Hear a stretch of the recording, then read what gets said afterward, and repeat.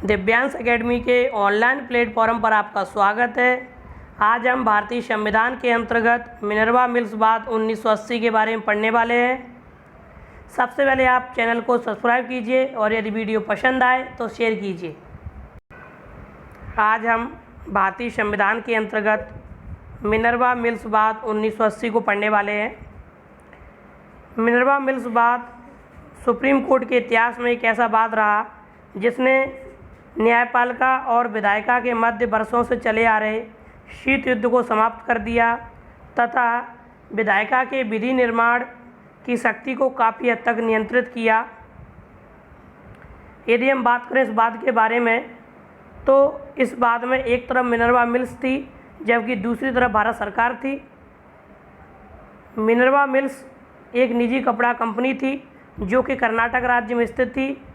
वर्तमान में भी यह कंपनी कार्यरत है।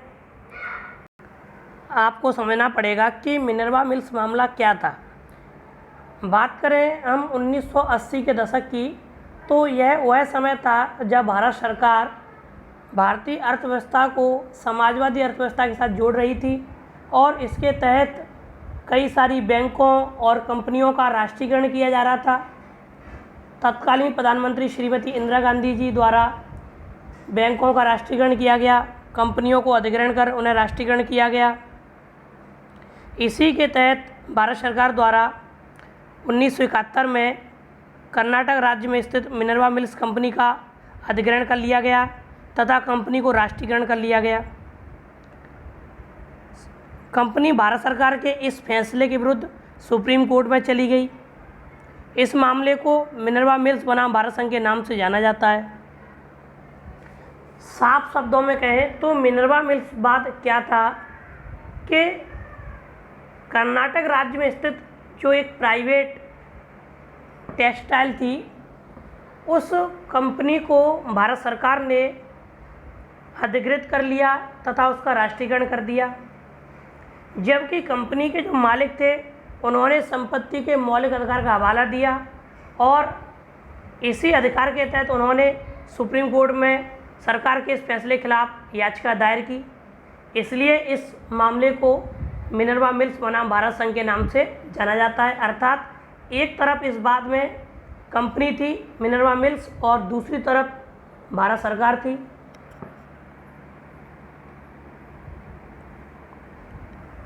यह वह दौर था जब भारत सरकार और सुप्रीम कोर्ट के मध्य शीत युद्ध चल रहा था। यदि हम बात करें तो भारतीय संविधान ने संविधान को सर्वोच्च घोषित किया है तथा लोकतंत्र के तीनों अंग न्यायपालिका, कार्यपालिका और विधायिका को संविधान के अंतर्गत ही कार्य करने को कहा है और साथ में ही तीनों के मध्य शक्तियों के पृथक्करण के सिद्धांत को अपनाया है। यह सिद्धांत भारतीय संविधान में अमेरिका के संविधान से लिया गया है। साफ साफ शब्दों में कहा गया है कि न्यायपालिका, कार्यपालिका और विधायिका को एक दूसरे के कार्यों में हस्तक्षेप नहीं करना चाहिए। परंतु एक समय ऐसा आया जब न्यायपालिका और विधायिका के मध्य शीत युद्ध चला। उसका सबसे बड़ा कारण था कि भारतीय संविधान ने लोकतंत्र को मजबूत करने के लिए भारतीय नागरिकों को मूल अधिकार प्रदान किए हैं। मूल अधिकार नागरिकों को राज्य की सरकार के विरुद्ध प्रदान किए हैं। जब कभी भी राज्य सरकार नागरिकों के मूल अधिकारों का हनन करती है या उन्हें सीमित करती है तो सर्वोच्च न्यायालय को यह शक्ति दी गई है कि वह ऐसी तमाम विधियों को शून्य घोषित कर दे जो लोगों के या भारतीय नागरिकों के मूल अधिकारों को सीमित करती है या निलंबित करती है। यही कारण रहा कि न्यायपालिका और विधायिका के मध्य तनाव बना रहा, क्योंकि उस समय विधायिका द्वारा ऐसे कानूनों का निर्माण किया जा रहा था जिससे लोगों के मूल अधिकारों का हनन होता था और तब नागरिकों द्वारा सुप्रीम कोर्ट से यह अपील की जाती थी कि वह उनके मूल अधिकारों की रक्षा करे। जब न्यायपालिका इस संदर्भ में हस्तक्षेप करती तो कार्यपालिका को ऐसा महसूस होता कि न्यायपालिका विधायिका के मध्य तनाव की स्थिति बन चुकी है और कार्यपालिका यह चाहती थी कि न्यायपालिका को इस संदर्भ में सूचित किया जाए कि वह विधायिका के कार्यों में हस्तक्षेप ना करे। यही वजह रही कि तत्कालीन प्रधानमंत्री श्रीमती इंदिरा गांधी जी और न्यायपालिका के मध्य शीत युद्ध चलता रहा।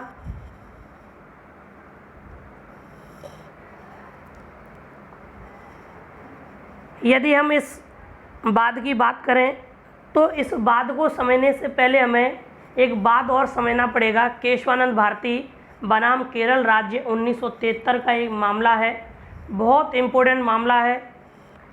केशवानंद भारती केरल राज्य के एक व्यक्ति थे। उनकी संपत्ति को केरल राज्य सरकार द्वारा जब्त कर लिया गया।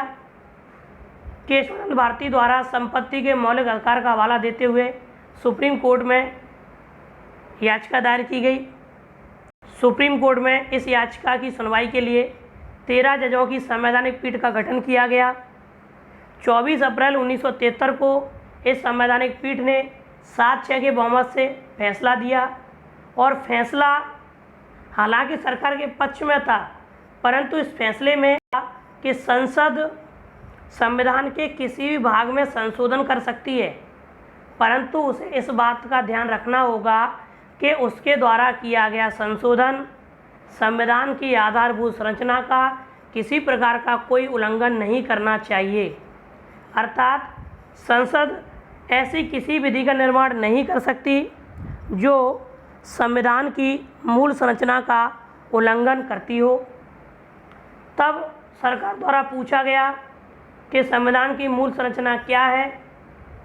सुप्रीम कोर्ट ने कहा कि यह सुप्रीम कोर्ट का अधिकार है कि वह किन किन बातों को संविधान की मूलभूत संरचना मानती है तथा संविधान की व्याख्या करने का अधिकार भी सुप्रीम कोर्ट का है।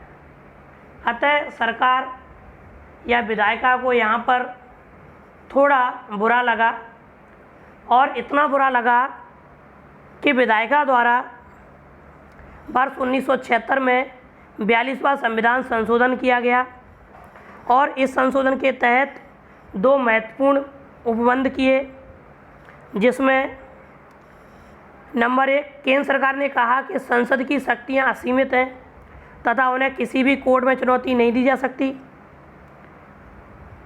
केंद्र सरकार ने साफ साफ कहा कि जो संसद है, जो विधायिका है, उसकी शक्तियां असीमित हैं और उसके द्वारा किए गए जो कार्य हैं या उसके द्वारा जो भी विधि बनाई गई है उन्हें किसी भी कोर्ट में चुनौती नहीं दी जा सकती। अर्थात सुप्रीम कोर्ट को जो न्यायिक समीक्षा या न्यायिक अवलोकन की शक्ति प्राप्त है वह संसद की विधियों पर लागू नहीं होगी। नंबर 2, संसद की संविधान संशोधन करने की शक्ति पर किसी प्रकार का प्रतिबंध नहीं लगा सकता सुप्रीम कोर्ट। यहाँ पर सरकार ने इस बात को बिल्कुल स्पष्ट किया कि संविधान संशोधन के तहत संसद जो भी विधि का निर्माण करती है उस विधि पर सुप्रीम कोर्ट किसी प्रकार का कोई प्रतिबंध नहीं लगा सकता। अर्थात 42वें संविधान संशोधन 1976, जिसे मिनी संविधान भी कहा जाता है, इसके तहत 2 महत्वपूर्ण संशोधन किए गए। नंबर 1, संसद संविधान के किसी भाग में संशोधन कर सकती है और उसके संशोधन को किसी भी न्यायालय में चुनौती नहीं दी जा सकती। साथ में ही संसद ने सुप्रीम कोर्ट की न्यायिक समीक्षा की शक्ति को भी प्रतिबंधित कर दिया। जब मिनर्वा मिल्स वाद का समय आया तो सुप्रीम कोर्ट ने इस बात को सुनते हुए कहा कि हमने केशवानंद भारती मामले में कहा है कि संसद संविधान के किसी भाग को संशोधित कर सकती है, परंतु उसे ध्यान रखना होगा कि आधारभूत संरचना का किसी प्रकार से कोई उल्लंघन नहीं होना चाहिए और संसद इस प्रकार का कोई संशोधन नहीं कर सकती जिससे संविधान की मूल भावना का उल्लंघन होता हो। कोर्ट ने स्पष्ट शब्दों में कहा कि संसद द्वारा अनुच्छेद 368 में किए गए संशोधन संविधान के मूल ढांचे का उल्लंघन करते हैं। सुप्रीम कोर्ट को संसद द्वारा बनाए गए कानूनों की समीक्षा करने का संवैधानिक अधिकार है। सुप्रीम कोर्ट ने अपना निर्णय देते हुए कहा कि पूर्व में 42वां संविधान संशोधन के द्वारा जो महत्वपूर्ण उपबंध संसद द्वारा किए गए हैं वो दोनों ही उपबंध संविधान की मूलभूत संरचना के खिलाफ हैं, अतः उनको खारिज किया जाता है। और सुप्रीम कोर्ट की जो न्यायिक समीक्षा की शक्ति है वो एक संवैधानिक शक्ति है और उसे संसद नहीं छीन सकती। साथ में उन्होंने यह भी कहा कि न्यायिक समीक्षा की जो शक्ति है वह संविधान की मूलभूत संरचना है, अर्थात भविष्य में कभी भी विधायिका इस प्रकार कानून नहीं बना सकती जिससे न्यायिक समीक्षा की शक्ति को सुप्रीम कोर्ट से वापस लिया जा सके, अर्थात सुप्रीम कोर्ट से न्यायिक समीक्षा की शक्ति को छीना जा सके। अतः संसद इस प्रकार का कोई कानून बनाकर ना तो खुद को संविधान से सर्वोच्च बना सकती है और ना ही सुप्रीम कोर्ट को उसकी शक्तियों और कर्तव्यों से हटा सकती है।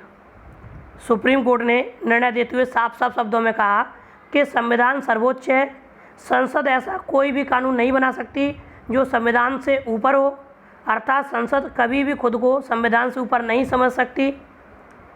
सभी को संविधान के अधीन ही कार्य करना होगा और सुप्रीम कोर्ट को जो शक्तियाँ संविधान द्वारा दी गई हैं उन पर संसद किसी प्रकार का कोई प्रतिबंध नहीं लगा सकती। इसी आधार पर सुप्रीम कोर्ट ने मिनर्वा मिल्स के पक्ष में फैसला सुनाया तथा अनुच्छेद 368 में जोड़े गए दोनों नए प्रावधानों को शून्य घोषित कर दिया। सुप्रीम कोर्ट ने मिनर्वा मिल्स कंपनी के मालिक को कंपनी का अधिकार वापस दे दिया तथा 42वें संविधान संशोधन 1976 के द्वारा जो 2 उपबंध किए थे उन्हें भी खारिज कर दिया। साथ ही सुप्रीम कोर्ट ने कहा कि न्यायिक समीक्षा संविधान के मूल ढांचे का अंग है और संसद संशोधन द्वारा न्यायालय की शक्ति को नहीं छीन सकती। कोर्ट को संसद द्वारा बनाए गए कानूनों की समीक्षा करने का संवैधानिक अधिकार है, अर्थात सुप्रीम कोर्ट ने अपनी न्यायिक समीक्षा की शक्ति को संवैधानिक अधिकार करार दिया और कहा कि विधायिका इस अधिकार को कभी नहीं छीन सकती। साथ में सुप्रीम कोर्ट ने कहा